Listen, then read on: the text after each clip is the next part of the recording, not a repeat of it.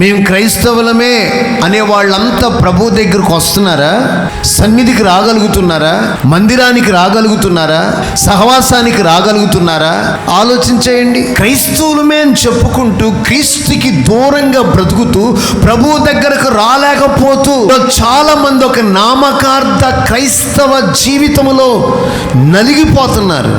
కొంతమంది యేసయ్య దగ్గరకు రావడానికి కులం అడ్డొస్తుంది, కొంతమందికి మతం అడ్డొస్తుంది, కొంతమందికి రకరకాలైనటువంటి కారణాలు ఉన్నాయి. ప్రభువు దగ్గరకు రావట్లేదు. వస్తే మమ్మల్ని వెలేస్తారేమో, మమ్మల్ని వేరు చేస్తారేమో, వస్తే వాళ్ళు మాలో కలవరేమో, ఏదో రకరకాలైనటువంటి దేవుని బిడ్డల పరిస్థితుల మధ్య నలిగిపోతున్నారు.